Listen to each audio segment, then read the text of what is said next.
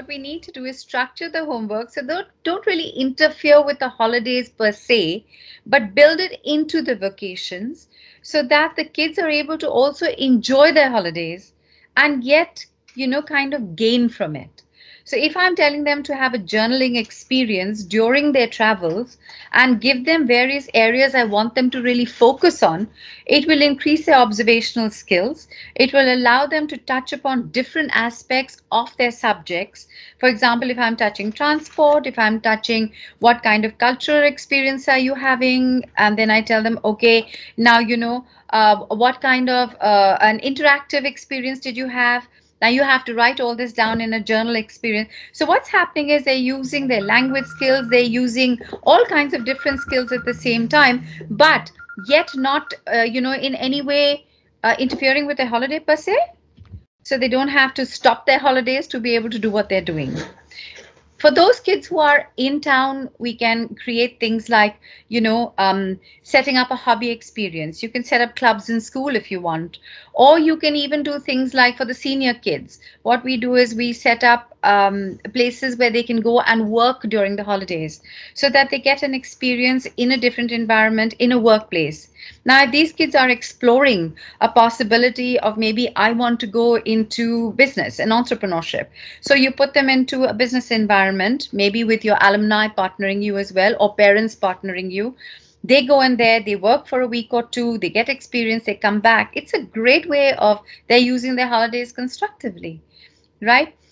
Whatever homework you set them, for heaven's sake, don't inconvenience parents. Let it be stuff they can find at home. Let it be stuff that they can, as I wrote, one of my teachers did displacement, and all she said was fill up a bucket, a big bucket which you can sit in, and now get inside and then get out and measure. And the kids had a blast doing that, right? I think it was a homework that was really loved by the children. So it's only a question of our being a little more experimental, recognizing that it's not fair to turn holidays into a burden for children, but whatever we do should be something that children will be excited doing. As they were just saying, experiential learning is the best way of learning for children, and this is the time when they can really get into experiential because they aren't confined to a classroom. So why not capitalize on that and use it as a time when we can actually allow our children to experience life and turn it into a learning experience because we are simultaneously giving it a structure. That is perhaps the best kind of learning we can give our kids today. And that also helps parents because during holiday time, sometimes if you're not going on an external holiday, how you keep your children engaged and yet not bored, not rebellious, not upset because you've got holiday homework. Holiday homework should be something that's exciting.